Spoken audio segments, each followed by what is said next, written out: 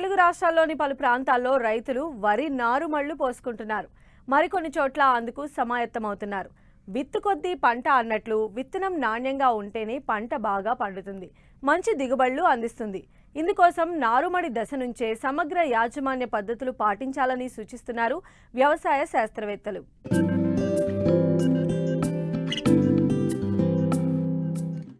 నాణ్యమైన విత్తనం, ఆరోగ్యవంతమైన నారు వరిలో అధిక దిగుబడికి సోపానం. నీటి లభ్యతను బట్టి కొంతమంది రైతులు నారుమళ్ల పెంపకం చేపడుతున్నారు.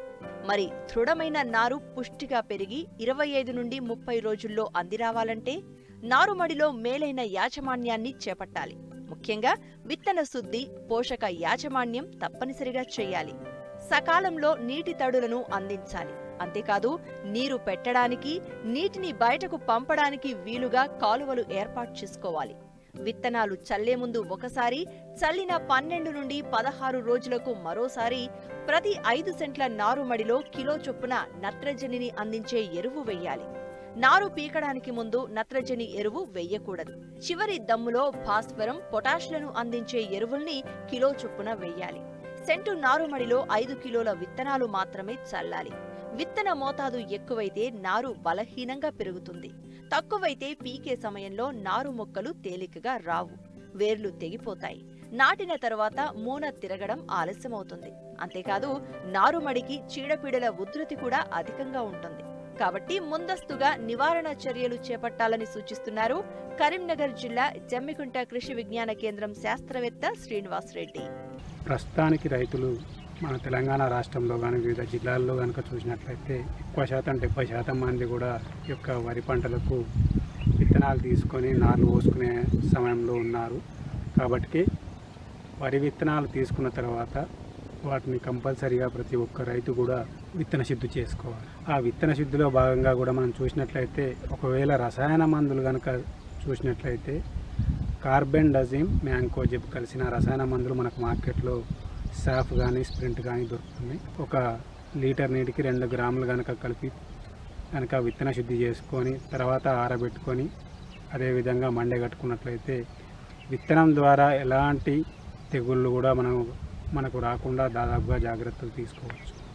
అదేవిధంగా ఒకవేళ రసాయన మందులు మాకు వద్దు అనుకుంటే రైతులందరూ కూడా మార్కెట్లో లభ్యమయ్యే ఈ యొక్క జీవశిలీంద్రనాశినులు అయినటువంటి ట్రైకోడర్మా విరిడి కానీ లేదంటే సూడోమోనాస్ ఫ్లోరసెన్స్ను కానీ ఈ యొక్క పొడి వడ్లకు, పొడి విత్తనానికే మనకు 10 గ్రాములు కిలో విత్తనానికి కనుక కలిపి 1 రోజు 2 రోజులు నీడలో కనుక ఆరబెట్టి అదేవిధంగా మండగట్టుకున్నట్లయితే ఈ యొక్క విత్తనం ద్వారా ఎలాంటి తెగుళ్ళు కూడా రాకుండా మనం జాగ్రత్తలు తీసుకోవచ్చు. అదేవిధంగా చాలామంది నార్లు కనుక పోసుకున్నట్లయితే నారు దశలో కూడా మనకు అక్కడక్కడ అగ్గి తెగులు కానీ ఆకుమచ్చ తెగులు కానీ గమనించడం జరుగుతుంది. కాబట్టి ఆ సమయంలో కూడా మనం ఒకవేళ ఎలాంటి మందనాన్న స్ప్రే చేసుకోవాలనుకుంటే ఈ యొక్క జీవశిలీంద్రనాశిని అయినటువంటి సూడోమోనాస్ ఫ్లోరసెన్స్ను కనుక మనం 5 గ్రాముల లీటర్ నీటికి కనుక కలిపి పిచికారీ చేసుకున్నట్లయితే కూడా ఆ యొక్క ఆకుమచ్చ తెగులు కానీ లేదంటే అగ్గి తెగులు కానీ మనం సమర్థవంతంగా నివారణ చేసుకోవచ్చు. లేదు రసాయన మందులను కనుక యూజ్ చేసుకోవాలనుకుంటే ఈ యొక్క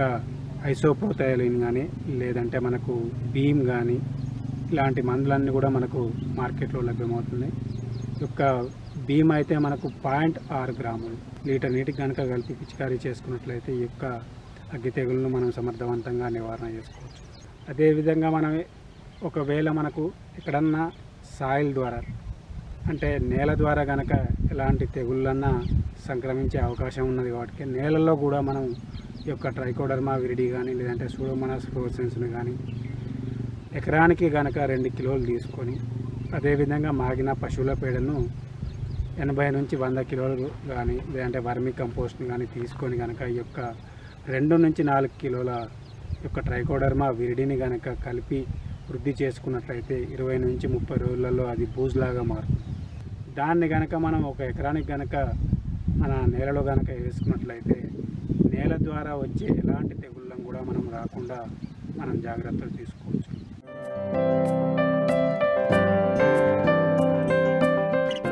ప్రస్తుత కాలంలో కూరగాయల సాగు రైతుల పాలిట వరంగా మారింది. ముఖ్యంగా వానాకాలంలో సాగయ్యే కూరగాయల పంటల్లో బెండ సాగు రైతులకు లాభాలను అందించడంలో ముందుంటోంది. బెండకు మార్కెట్లో స్థిరమైన ధరలు ఉండడంతో చాలా మంది రైతులు బెండ సాగు చేసేందుకు ఆసక్తి చూపుతున్నారు. అయితే బెండలో అధిక దిగుబడులు సాధించాలంటే సమయానుకూలంగా ఎరువుల యాజమాన్యంతో పాటు సమగ్ర సస్యరక్షణ చర్యలు చేపట్టాలని తెలియజేస్తున్నారు బెల్లంపల్లి కృషి విజ్ఞాన కేంద్రం శాస్త్రవేత్త స్రవంతి.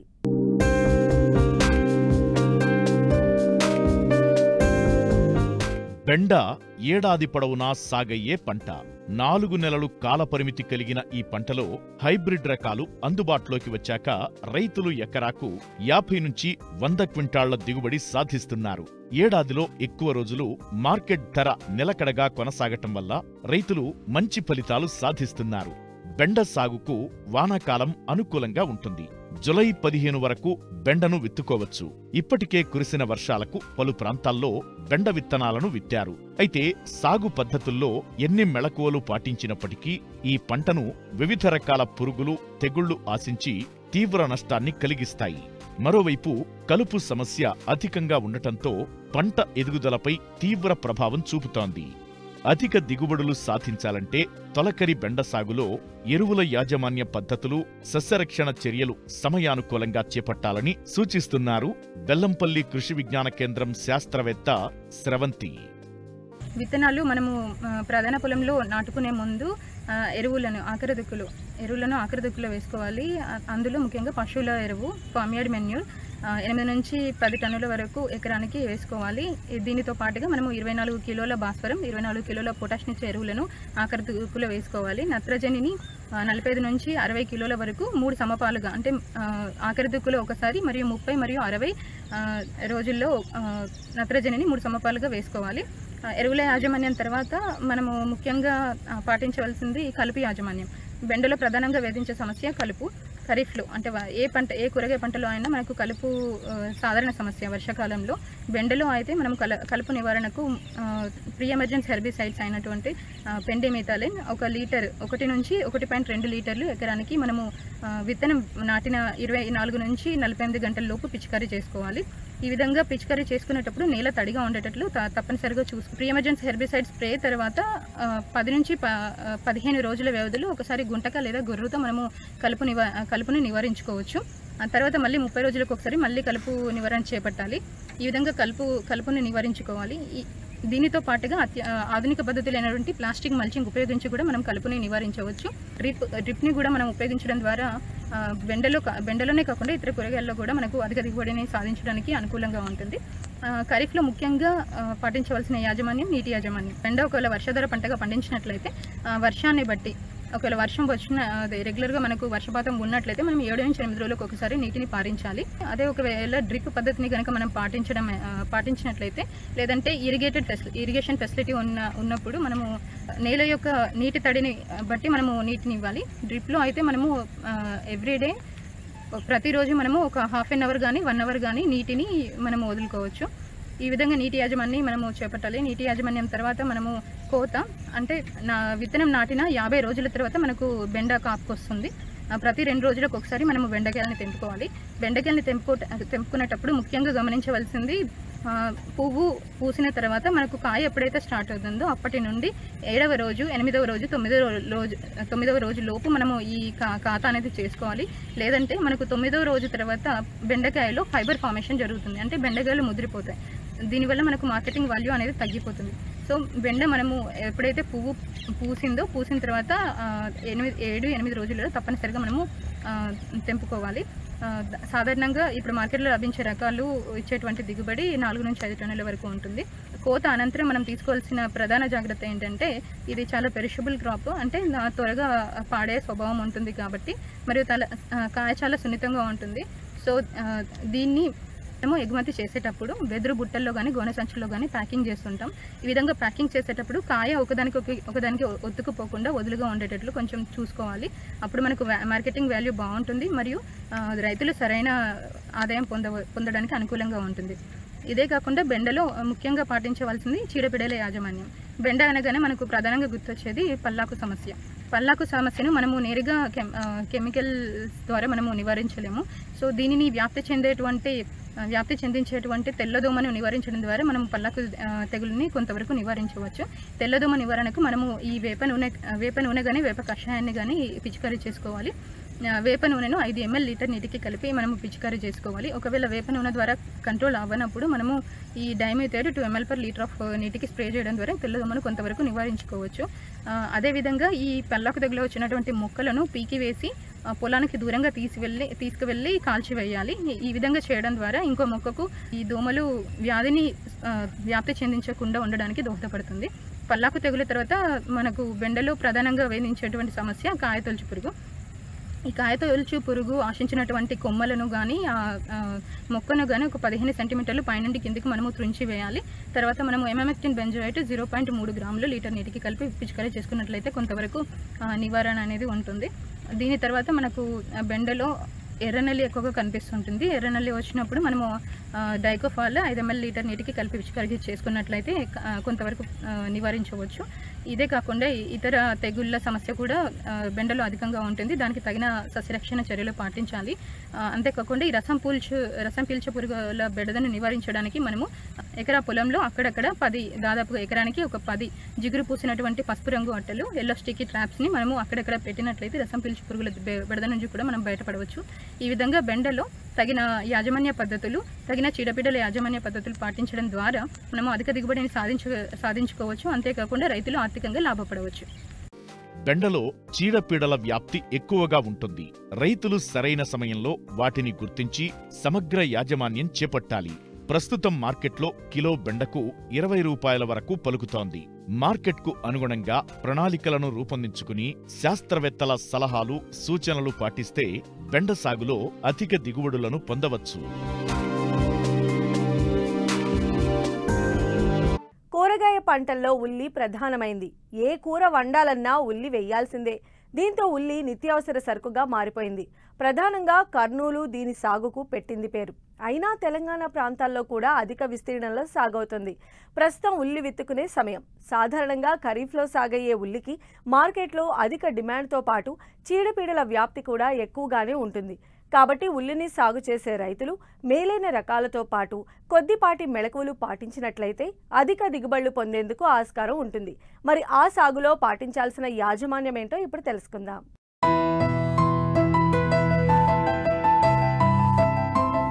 వాణిజ్యపరంగా సాగు చేసే గడ్డజాతి కూరగాయల పంటల్లో ఉల్లి ఒకటి. మన దేశంలో పండించే ఉల్లిలో అధిక భాగం మహారాష్ట్రలోని నాసిక్ నుండి దిగుమతి అవుతుంది.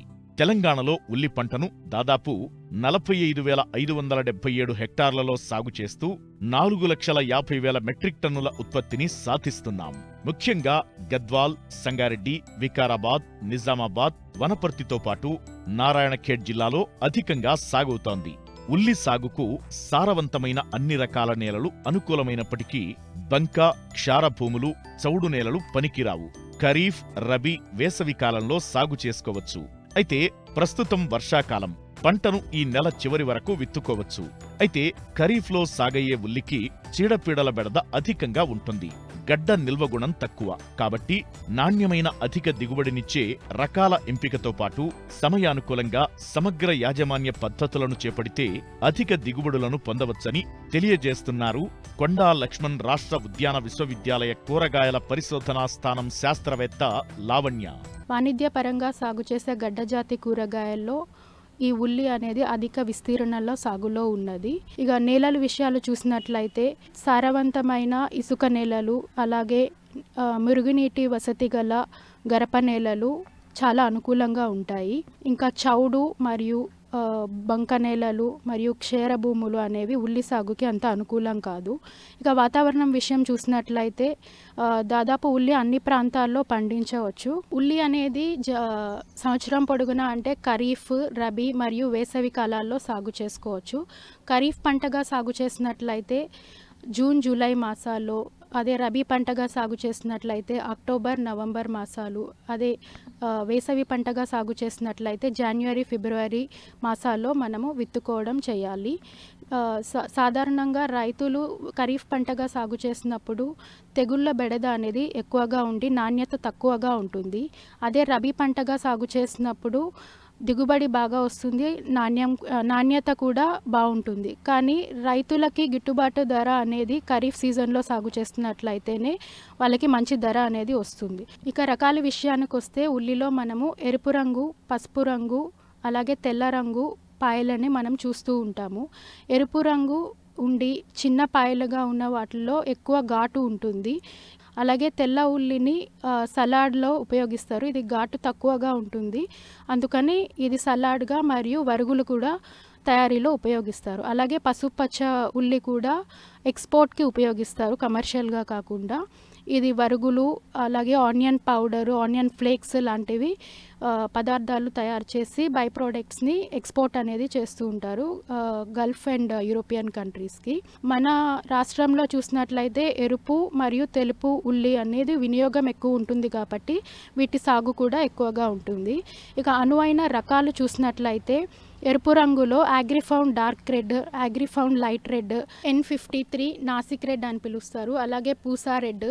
ఇంకా ఇటీవల విడుదల చేసిన రకాలలో మళ్ళీ ఫస్ట్ నుంచి చెప్పిన రకాల నుంచి N53 పూసా రెడ్, అలాగే ఇటీవల విడుదల చేసిన రకాలలో బీమా సిరీస్, అంటే ఇది DOGR Pune directorate of onion and garlic research నుంచి విడుదల చేయబడ్డ రకాలు. ఇందులో బీమా సూపర్, బీమా శక్తి, బీమా రాజ్, బీమా డార్క్ రెడ్ ఖరీఫ్కి అనువైన రకాలు. అలాగే తెల్ల ఉల్లి రకాలు చూసినట్లయితే అగ్రిఫౌండ్ వైట్, అలాగే బీమా సిరీస్లో బీమా శ్వేత అనేవి మనకి అనుకూలంగా ఉంటాయి మన రాష్ట్రానికి. ఖరీఫ్ పంట కాలము సాధారణంగా 110 రోజులు ఉంటుంది, 100 రోజుల నుంచి 110 రోజుల వరకు. అదే రబీ అయితే 110 నుంచి 125 రోజుల వరకు మనకి పంట కాలం ఉంటుంది. ఇక విత్తన రేటు చూసినట్లయితే మనకి ఎకరానికి 3 నుంచి 4 కిలోల విత్తనం అనేది సరిపోతుంది. ఈ విత్తనం చిన్న పరిమాణంలో ఉంటుంది కాబట్టి మనము మడులు చేసుకొని విత్తనాలు నారు పోసుకొని ప్రధాన పొలంలో నాటుకోవాల్సి ఉంటుంది. ఈ విత్తనాలు మనము విత్తుకునే పద్ధతి అంటే ఎత్తైన మడులలో కానీ ప్రోట్రే పద్ధతులు ఉపయోగించి కానీ మనము ఈ నారుని పెంచుకోవచ్చు. ఎత్తైన మడుల్లో పెంచుకున్నట్లయితే 15 సెంటీమీటర్ల ఎత్తు, 1 మీటర్ వెడల్పు, 4 మీటర్లు బెడ్లను తయారు చేసుకోవాలి. మన 1 ఎకరానికి సరిపోయే నారు ఒక 10 బెడ్స్ నుంచి మనము పొందవచ్చు. అంటే 40 చదరపు మీటర్ల స్థలంలో మనకి 10 బెడ్స్ అనేవి తయారు చేసుకోవచ్చు. దాని నుంచి వచ్చిన నారు మనకి 1 ఎకరానికి సరిపోతుంది. ఈ బెడ్లు తయారు చేసే పద్ధతిలో బెడ్లు ఈ డైమెన్షన్స్లో తయారు చేసిన తర్వాత విత్తనాలు విత్తడానికి ముందు 40 కిలోల పశువుల ఎరువు, 4 కేజీల single super phosphate, azotobacter, phosphorus solubilizing bacteria వంటి ఎరువులను పైన జల్లి దాని తర్వాత 10 సెంటీమీటర్ల ఎడమలో విత్తనాలు విత్తుకోవాలి. ఈ నారు మనకి ఉల్లిలో 40 నుంచి 45 రోజులకి మనకి తయారవుతుంది. సాధారణంగా మనం నారుమళ్లలో నారుకుళ్ళు తెగులు అని మనం ఎక్కువగా చూస్తూ ఉంటాము. దీన్ని నివారించడానికి ముందుగా ఒకవేళ హైబ్రిడ్ సీడ్ అయితే విత్తన శుద్ధి అవసరం లేదు. ఒకవేళ సొంతంగా రైతు గనక విత్తనోత్పత్తి చేసుకుని ఈ విత్తనాలు విత్తుకున్నట్లయితే విత్తన శుద్ధి అనేది ట్రైకోడర్మా విరిడే 5 గ్రాములు కేజీ విత్తనానికి, లేదా ఇమిడాక్లోప్రిడ్ 5 ml కేజీ విత్తనానికి, లేదా శలీంద్రనాశిని క్యాప్టాన్ లేదా థైరామ్ అనే మందు 3 గ్రాములు కిలో విత్తనానికి పట్టించి మనం విత్తన శుద్ధి చేసుకుని తర్వాత విత్తనాలని నారుమళ్లలో కానీ ప్రోట్రేల్లో కానీ విత్తుకోవాల్సి ఉంటుంది. నారుని ప్రధాన పొలంలో నాటుకునే ముందు ఇమిడాక్లోప్రిడ్ 3 మిల్లీలీటర్లు ప్లస్ కార్బండిజం 10 గ్రాములు 10 లీటర్ల నీటిలో కలుపుకొని ఈ ద్రావణంలో ఈ మొక్కల్ని 30 నిమిషాల పాటు నానబెట్టి ప్రధాన పొలంలో నాటుకున్నట్లయితే ప్రధాన పొలంలో తొలి దశలో వచ్చే పలు రకాల చీడపీడల నుంచి పంటని రక్షించుకోవచ్చు. ఇప్పుడు ప్రధాన పొలంలో నాటుకున్నప్పుడు ఎత్తైన మడల్లో కానీ బోజాల పద్ధతుల్లో కానీ నాటుకోవచ్చు. ఒకవేళ బోజాల పద్ధతుల్లో నాటుకున్నట్లయితే బోజకి మధ్య 30 సెంటీమీటర్ల ఎడమ అనేది పాటించాలి. అదే ఎత్తైన మడల్లో నాటుకున్నట్లయితే బెడ్స్ అనేవి 1.2 మీటర్లు వెడల్పు ఉన్న బెడ్స్ అనేవి తయారు చేసుకొని దానిపైన 15 సెంటీమీటర్ల ఎడంలో వరుసల్లో ఈ నారుని అనేది నాటుకోవాలి. ఏ పద్ధతిలో అయినా సరే మొక్కకి మధ్య దూరం 15 నుంచి 20 సెంటీమీటర్ల వరకు పాటించాలి. ఒకవేళ ఈ బెడ్ సిస్టమ్ కనుక పాటించినట్లయితే ఈ బెడ్లలో డ్రిప్ అనేది 20 సెంటీమీటర్ల ఎడంలో 2 డ్రిప్పులు, అంటే ఇన్బిల్ట్ ఎమిటర్స్ అమర్చిన 2 లాటరల్స్ని ఒక బెడ్లో పరుచుకొని ఈ డ్రిప్ ఇరిగేషన్ అనేది మనం పాటించాల్సి ఉంటుంది. ఈ ఇన్బిల్ట్ డ్రిప్స్ మధ్య దూరం అనేది 30 నుంచి 50 సెంటీమీటర్లు ఉండాలి.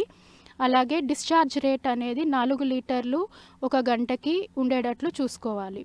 ఖరీఫ్లో వర్షాలు అధికంగా ఉంటాయి కాబట్టి పంటకు చీడపీడల ఉధృతి కూడా ఎక్కువగానే ఉంటుంది. ఉల్లి దిగుబడులపై తీవ్ర ప్రభావం పడుతుంది. అంతేకాదు మనం చేపట్టే పోషక యాజమాన్యంపైనే దిగుబడులు ఆధారపడి ఉంటాయి. కాబట్టి రైతులు శాస్త్రవేత్తల సలహాలు సూచనల మేరకు మేలైన యాజమాన్యం చేపట్టాలి.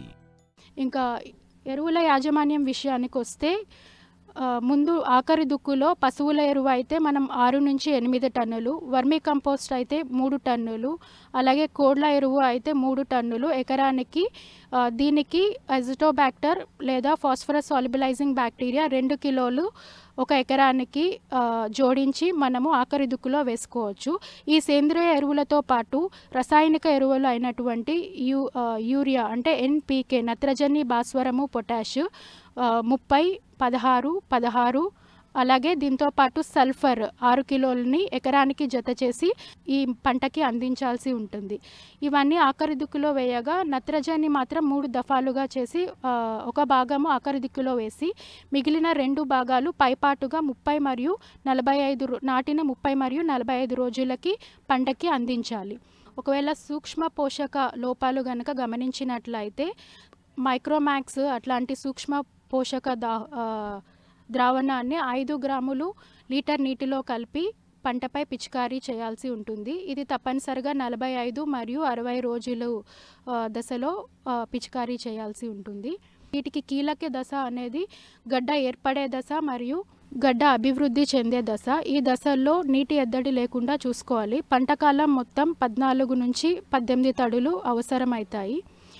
అంతర్కృషిలో భాగంగా పెండిమిథాలిన్, ప్రీ ఎమర్జెంట్ స్వీడిసైట్ లేదా ఆక్సిఫ్లోరోఫిన్ని యూజ్ చేయవచ్చు.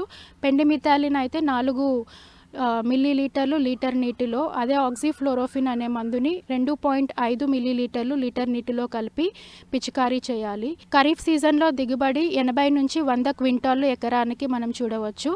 ఇది పంట కోత అనేది 40% వరకు మొక్క మొదలు కింద పడినప్పుడు మనము అది కోతకు వచ్చిందని మనము గమనించవచ్చు. కోత కోసినప్పుడు ఆ గడ్డ పైన 2 సెంటీమీటర్లు వదిలి మిగిలిన ఆకులన్నీ కత్తిరించి మనము వాటిని కోత తరువాత 4 రోజుల పాటు నీడలో ఆరబెట్టినట్లయితే ఈ పైన ఉన్న పొర అనేది అభివృద్ధి చెందుతుంది.